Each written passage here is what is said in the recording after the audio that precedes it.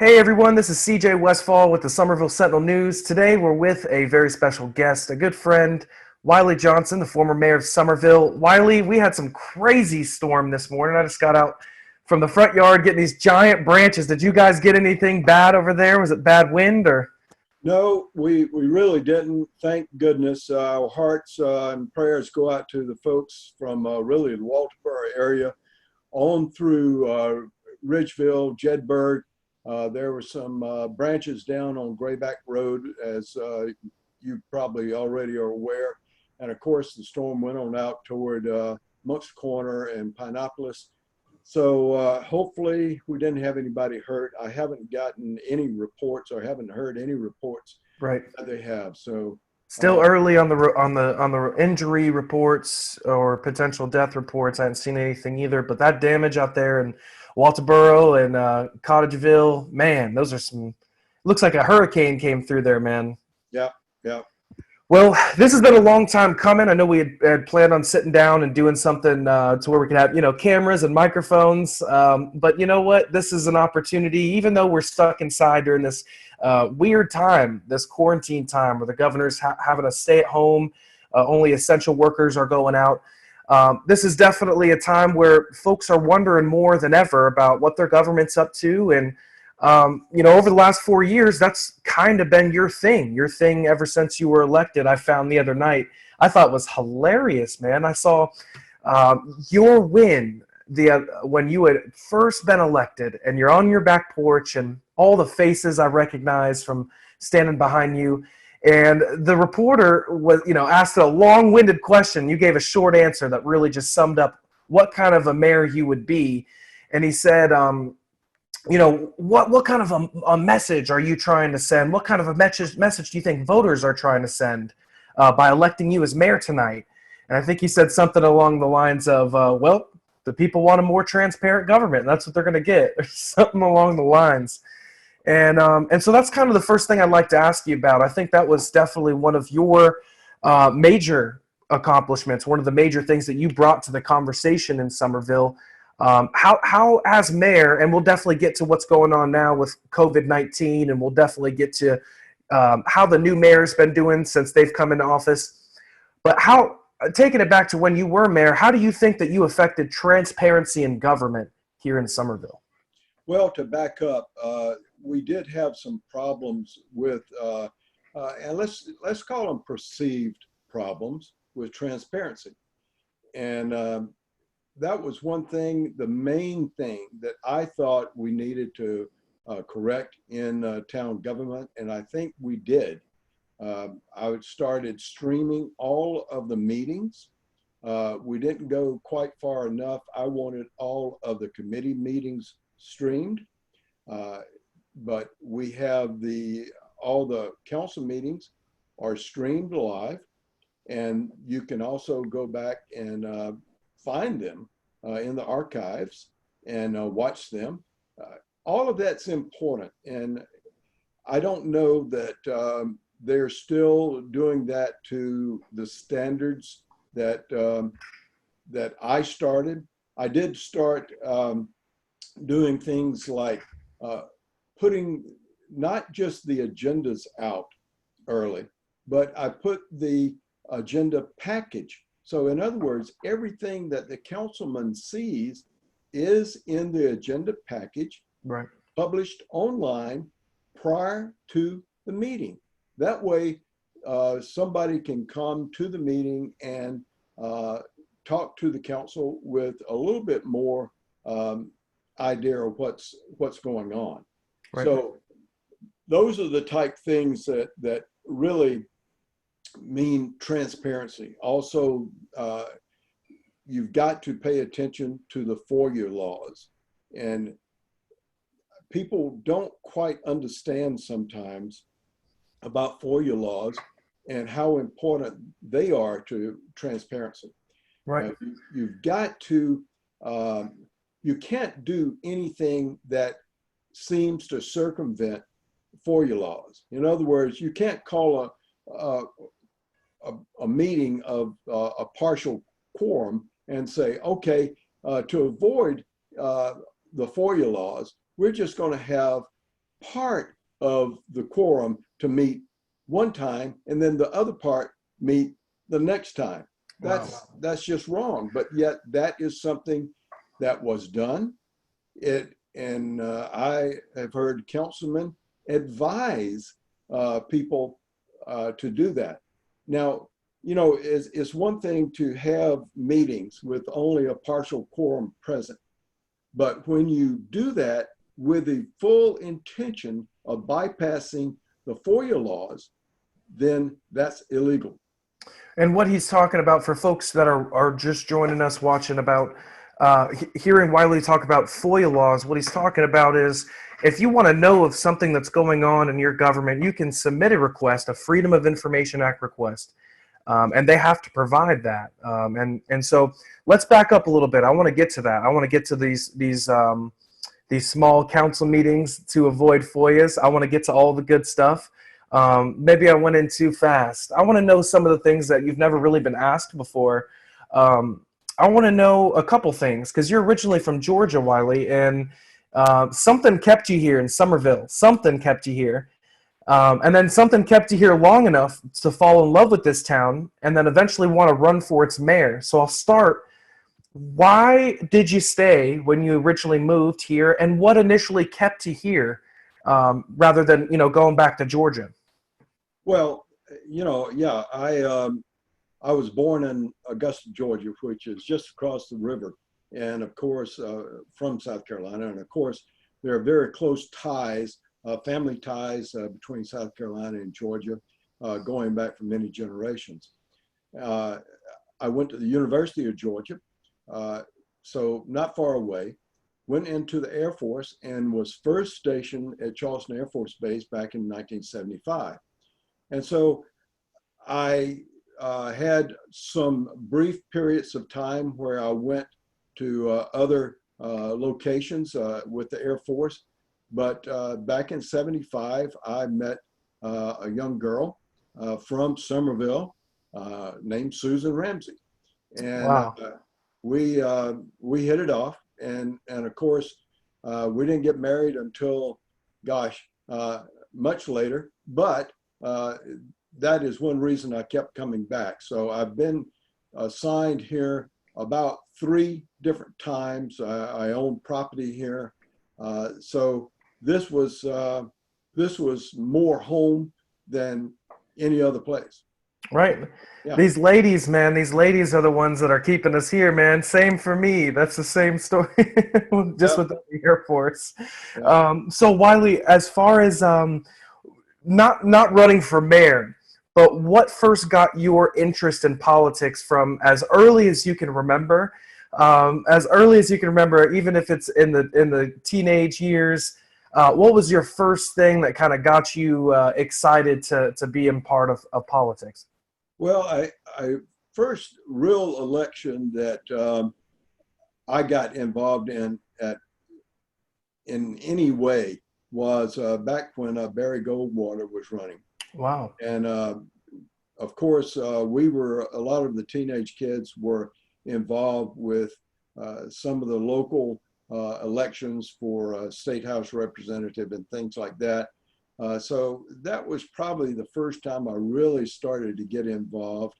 But then once I was in the Air Force, I sort of had to stay out of politics overtly for a long time. When I finally got back to Summerville, where Susan and I bought a house here where we've been for the last, I don't know, 27 years or so. My sister-in-law introduced me to the Republican Party, and then it was just no turning back. Once I retired from the airlines in 2008, I was elected to a number of positions in the Republican Party and have been fairly active in the Republican Party since then. Right. Barry Goldwater, I had no idea about that. That's very interesting, man. I've never heard that. Well, what you were kind of known as here in this area as the guy who challenged the status quo And a lot of folks see as the guy who kicked down the door for others to do so. I mean, your election kind of surprised a lot of people. Didn't surprise the people who supported you. I talked to a lot of the folks. One of the folks that worked on your campaign called both of us this morning, wondering about where this interview is. There really is a strong Wiley Johnson following, and I think you won't be prepared for this one. This will be interesting. I think some of the comparisons that we get is almost a Donald Trump-like comparison where you have the effect on your supporters that are just willing to go out there and beat on doors for you. They're willing to, defend your policies and explain where you're coming from. And then you also get the other side of the Donald Trump effect of, when you get someone that's loved and you get someone like that, you get the hatred on the other end of it too. So real quick, as far as challenging the status quo, what was it that initially hinted maybe I might throw my hat in this mayor's race against the current guy, Bill Collins, who's no slouch himself. He'd been there. He was an incumbent. It's really hard to beat an incumbent. So you had to have been looking at this for a long time. What was your first inkling, the first thing that said, maybe we can do this? Well, I guess after 08, I started going to the town council meetings, and a number of us old gray-haired guys were going. We called ourselves the town hounds, and so we'd go and we'd listen.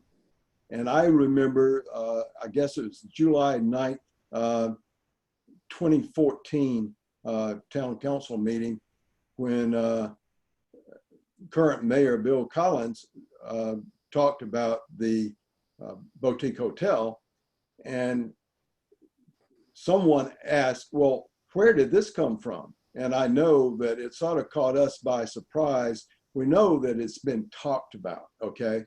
But as far as any agreements being signed, we had no idea. And he says, well, it's a done deal. And at that point, that time, I started thinking, wait a minute, is it a done deal? Is this something that the people of Summerville really want? And as I checked around and talked to folks, and this is over the next 7-8 months, I realized that no, this was not something that people wanted because the town was going to have to pay money for part of this development, which I thought was just absolutely wrong. Right. And if somebody wants to come in and build a boutique hotel, fine. Do it on their dime, not the government's dime, not the taxpayers' dime. No, we sure would help out with some of the infrastructure, but no, not buy a part of the building, like the parking garage, or buy the convention center and run it. We would have to pay someone to run it. Money losing operation from the word go. So anyway, that got me going, and I think probably the first time I uttered those words to anybody outside of my group was to Bill Collins, and it was in April or May of, or maybe a little bit before that, maybe it's even February of 15. And I told him that I was planning on running. And he said, well, I wish you all the luck in the world. So I guess that worked. And, I don't think anybody thought I had a chance because I was unknown to the power structure, to Sure. the special interest group. Sure.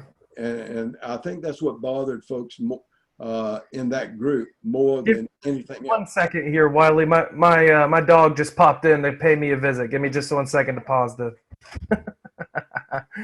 All right, he can chill here as long as our door's closed. So you mentioned that your name was unknown to the power structures, and they said, "Who the heck is this guy?" You know, they'd seen you at the town council meetings, and the boutique hotel. You went right into what my next question for you was. So we talked a little bit about pre Wiley Johnson. Now, I mean, I think everyone's kind of wanting to know what you're thinking about how things are going now. Here we are in middle of April. We've had a new council since January. And within the first 4 months, they've gone right back to that boutique hotel thing. And I want to be balanced on this because you hit it right on the nail on the head. It's not that we're against a hotel. It's not that you're against a hotel. It's that you're against, and if I'm summarizing up your position incorrectly, tell me. But that maybe government tax dollars that are collected for, police, fire, trash, should not be used, or infrastructure, should not be used for a private business project. That should be a free market project. And if you want to build a hotel and compete against the other hotels that aren't getting government money, that aren't getting, the government building your parking garage, then you can compete freely. And so this is what I've been wanting to ask you about. We've seen some of these quotes. I've been watching the town meetings online, and we've seen quotes from Terry Jenkins, who says, he gets back in, he's just back reelected, and he says, last time we didn't do it right. Last time we didn't hear from people, and they did a couple of these listening sessions during the day. I didn't know if those were very fair because they're during work hours, but he did say we want to do this right. And so by that, I hope he means not a public-private partnership. But what has been your perspective? Have you been keeping an eye on this since they've been relaunching this project? Well, I've really sort of stayed out of it. I want to see what they're planning on doing. And I don't think it's obvious right now. Last time they had a sort of a secret committee that they put together to talk about a boutique hotel.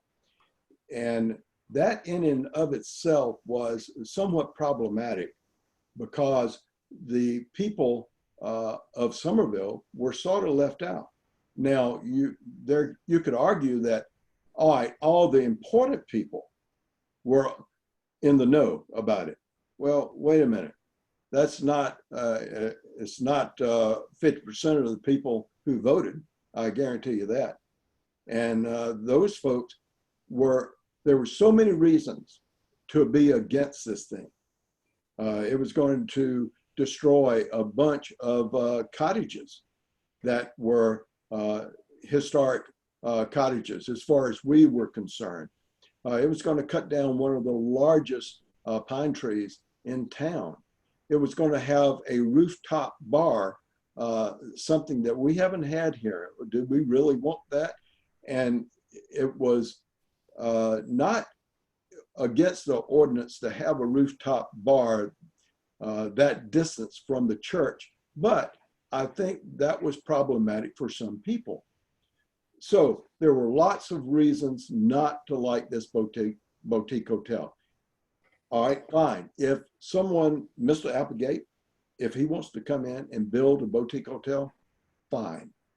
Let him do it with his money. And in fact, the contract is still in force.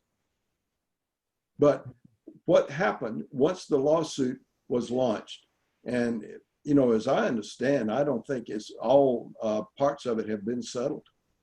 But of course, he has launched a lawsuit against the town saying that we have hurt him. Well, he couldn't raise the money. That's what's really happened. He couldn't raise the money to fund the development. But here's the thing.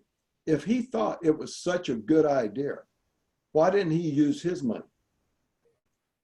And before, because it's easier to use someone else's, especially the taxpayers, right? Well, and we were going to loan him $3.5 million, which would not be paid back until the project was completed, which that in and of itself is not something that I think should have been done. But he couldn't get money from other people to develop the project. And like I said, if they wanted to go ahead with the project right now, they could do that. I don't think he wants to. He'd much rather sue us for $13 million. Wow. Well, I'd like to see it done without public money. I'd like to see, any kind of project done without public money. And we all know that that's how CJ feels. But we're here to talk about Wiley. And one thing that I've been really wanting to ask is right now we're in a unique time in history. Whether this coronavirus, COVID-19 thing, whether it ends tomorrow or next week or next month, we'll always look back at these few months as a unique focal point in history. And I get my best ideas in the shower, and I was thinking, this is a time of crisis, and it's clear that the charities and the nonprofits are stepping up. Later today, I'll be down at the YMCA. They got 8 tons of food they need help distributing today. But it's clear they're stepping up, and it's clear that you're starting to see a little bit more of a close-knit community, not just because of the folks that are sick, but the folks that are economically affected, which has really been the biggest toll throughout this situation, is the folks losing their jobs, thousands being added to the unemployment rolls. My question is this a good time for Summerville to heal its wounds? And is that possible? And how could something like that happen? Well, that's a good question. And I don't think anybody knows how the town or the state or the country is going to look after this situation. We haven't had anything remotely like this since the 1918 flu epidemic. And of course, I was a very small boy back then. But they did the same thing. Everybody tried to stay home, distance themselves from other folks. It wasn't as coordinated as it is today, but my grandmother went through that. My mother went through it.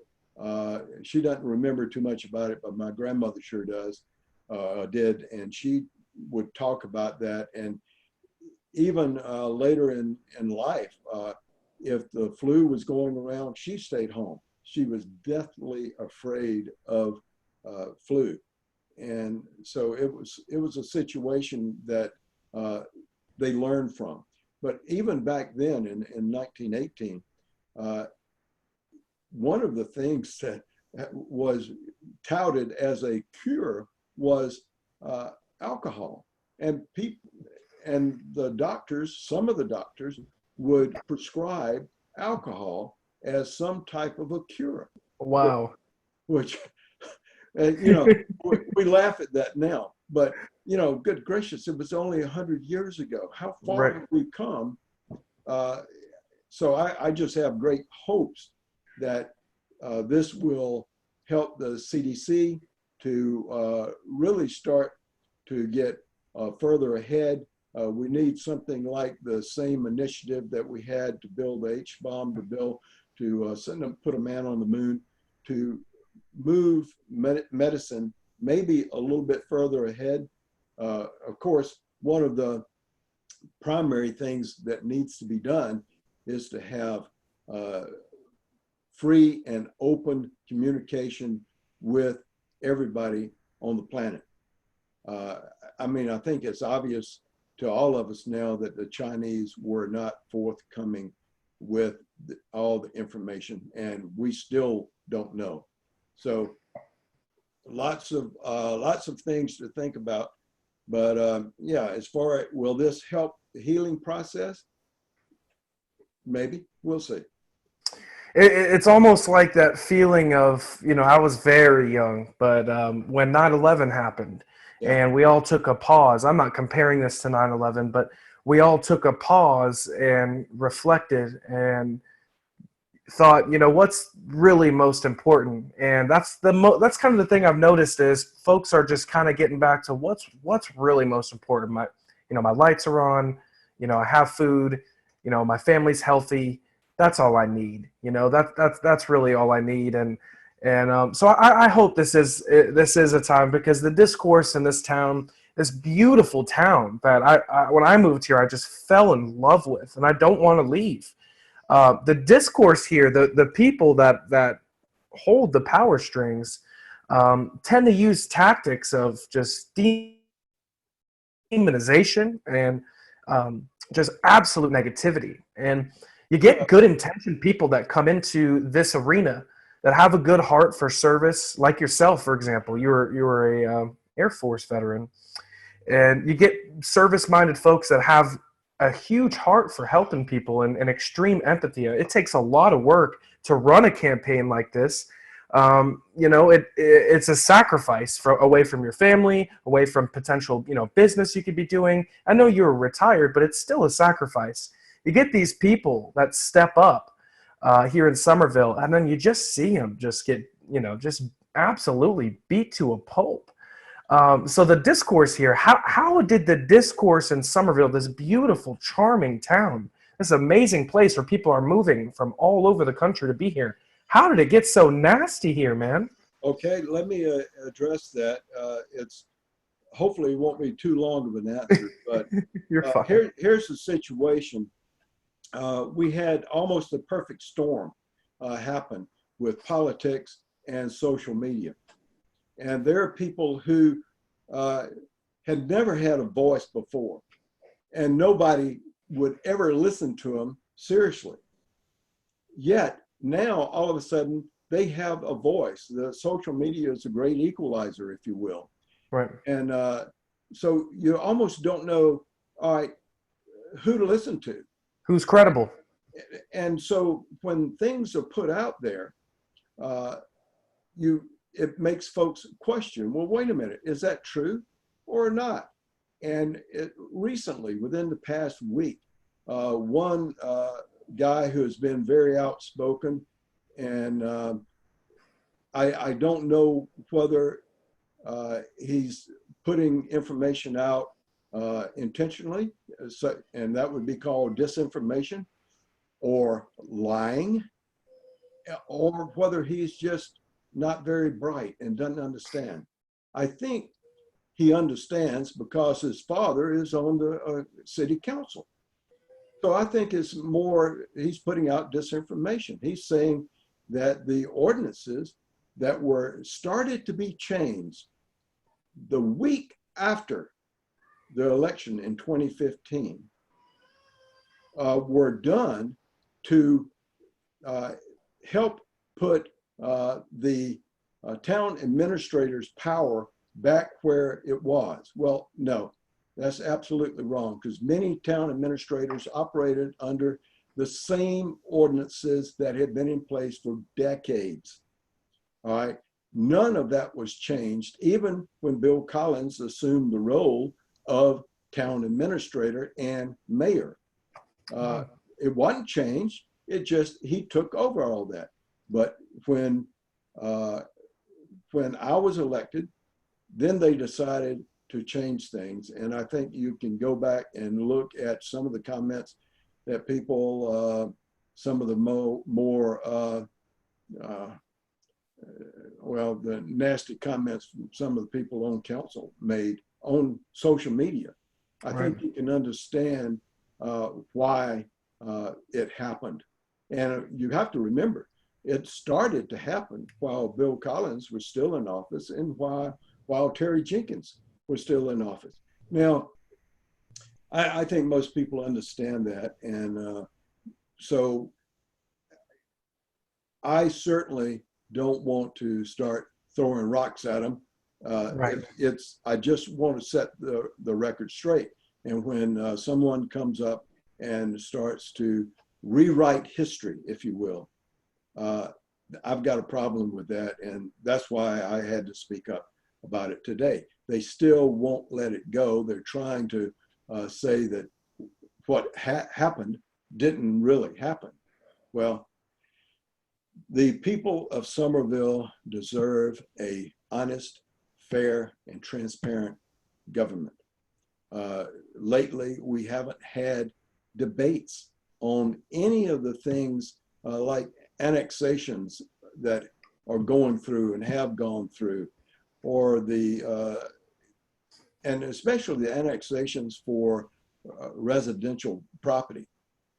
Those really don't bring in the revenue. Tell me about this. What is your thoughts on the annexation coordinator coming in and the new administration, the Waring, he said, we want to aggressively annex. If you're if you live around the town borders, we want to speak to you, residential. What are your thoughts on that? What are your thoughts on the aggressive annexation mindset? I think you've got to go back and look at how we hire people in the town. We need to hire people who have proper experience in the job. We just hired a town administrator who is extremely qualified. And so I am looking for great things from her. Our ordinances are just a mess. They're shambles. And it's not because of what anybody's done. It's just they haven't been updated and fixed in decades and decades. We did a new ordinance change on zoning.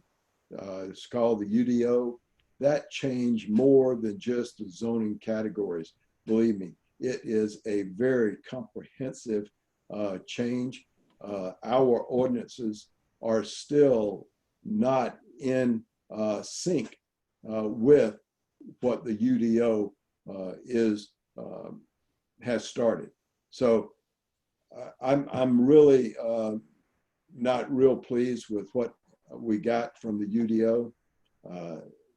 We need to work on all of that. It was done too soon. The very idea that it took the council a year of very serious meetings, dozens of sessions, dozens of I've sat in some of those, to correct only some of the problems with the UDO, tells you that it was passed to the council way before it was ready.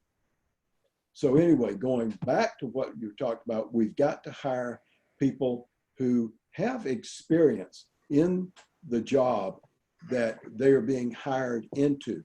To hire people because, well, he's the son of somebody that has been living here in Summerville forever and ever, or to hire somebody, well, he is going to play ball with the powers that be.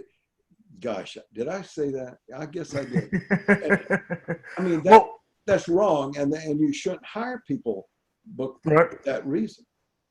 Wiley, I want to touch on something. When you see sometimes I'm critical of the president too, but a lot of times the media really just shapes that narrative of all negativity. I've seen some of these polls where it shows that 80 to 90% of the coverage of Donald Trump is negative. And man, I felt maybe I'm wrong, and I could be wrong on this, but I felt like you had the same kind of situation where a lot of the coverage was slightly negative about your time in office, when really you have a pretty dang lengthy legacy. For those people who don't care about politics, who just say, how are you going to make my life better? Well, let's go down the list. I mean, we had a radically more accessible government. You were at every ribbon cutting. There's people that see you biking around the street all the time. You led the way. I know the project started before you came in office, but the Hutchinson Square renovation project, I mean, that came to be fruition. You presided over that. It's beautiful. The Rollins Edwards Community Center, where people in that community are going to be able to come and have fun rather than being, out and getting into trouble. The way we were talking about at the top of the show with the transparency improvements. Also, you were probably the biggest advocate over the last 4 years of something very important to me: better street lighting, better bike paths, better sidewalks, and damn it, more parking, right? And so when you get all of these positive things that you had, contributed to, advocated for, made the change, I wish that was talked about more because, I mean, there's some objective great things that happened under your time as mayor. Some of the things I wish, could have gone further. I remember one of your last meetings, you were talking about maybe extending the Sawmill Branch Trail, and maybe I'm selfish because I love that trail, but tell me about something that I didn't mention, Wiley. Tell me about something maybe I didn't mention, or maybe tell me a little bit more about something I did that you think was one of the biggest things that you delivered to Summerville that you're most proud of. Well, I think some of the things that happen are not very visible. One is, of course, the transparency, the streaming of the meetings, but we also put a security system in Town Hall. Wow. Before I got there, there was no security system. Really? Even after the Manual 9, a lot of the people on the council didn't see a need for us to have any kind of security system where you'd have to have a key fob to get through a door. And we did things like the door to the HR department was open to the street where anybody could simply walk in. I mean, in this day and age, that is just unthinkable that you would do something like that and put those people who work in HR at risk. So that's one thing, and it's still being worked on. It still is not where I wanted it to be. We need to upgrade some of the cameras around the area. The other thing, I got some street lighting put in along Maple Street Extension. The original plan was to not have street lights. Wow. Which I just thought was crazy, because that is and is going to be one of the primary entrances into the town. So we need to show it off. We need to make sure that it is well lit. And that really goes in with the idea of the streetlights downtown. We don't have enough of them. So also the community center that you mentioned, that was sort of a dead project. A number of years ago, I think it was the ABCC group came about, and they were looking at a community center. And by the way, that community center is for everybody in Summerville. Okay, it's not just for that community. Right. All right, it's for everybody. And that was one of the things that I demanded. The very idea that we would build a $4 million project just for one community is crazy. We are so behind in building community centers and things like that for the town. We don't have the meeting rooms that a lot of other places have. We charge too much for these meeting rooms to meet. Very idea of charging hundreds of dollars for a citizens group where other citizen groups don't pay anything. Man, well, and that's still going on right now. So well, some of these improvements I've heard from you are, these are things that are supporting infrastructure so that business can thrive, rather than government meddling into business and getting its nose dirty. It sounds like, having the street lights on the Maple Street extension, that's going to showcase that area more. Having the Hutchinson Square renovated, that's going to showcase the downtown merchants more. The Rollins Community Center, the meeting rooms there, you're going to get people that are going to be able to conduct business there. So all I'm saying is I think that the years, I think you're right. The point you made was a lot of the stuff isn't visible. To those that follow it, it is. But to those that don't, maybe it's not.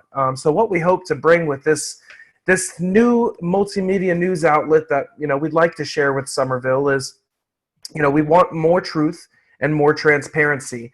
Some of the stuff just doesn't get the coverage that it deserves. And in a small town like Summerville, when there's new streetlights on Maple Extension, that's something we want to know about. That's something that people are going to want to know about, even though it might seem like a small thing to some. So, Wiley, I think we've hit on a lot of the things here. I don't want to go over the time that I had set for this.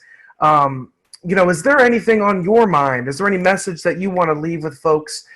This is the first real time you've had a chance to really speak with folks since leaving office. Is there anything you want to leave in their mind? I've got two things. One is we need to keep the street lighting in when we finish the rest of Maple Street. When Maple Street goes all the way through the Parsons Road, we need to have it well lit. And it is going to be a sign of things to come down Parsons Road. All right. The other thing is I want to congratulate you for stepping out and doing what you're doing with, let's just call it a news media outlet, because the traditional news media can decide what they want to print or what they want to put on the air, or maybe not. And so therefore, they can basically call the shots on whether a new candidate is heard from or not. I experienced that firsthand, as you well know, at the beginning of my campaign. And so I understand that it is very important to have multiple sources for news and information to get out. And you and I have both talked about that. I wish you all the luck in the world. Well, thanks, Wiley. Appreciate it. Thanks for joining us in the first interview, the Summerville Sentinel's interview series. If you've watched this far, thanks so much for joining us. Keep looking back. You're going to see some more interviews this week. Thanks for joining us, Wiley. We hope you have you on again to talk about some of the issues going on in the town. Thanks for joining. Thank you. All right.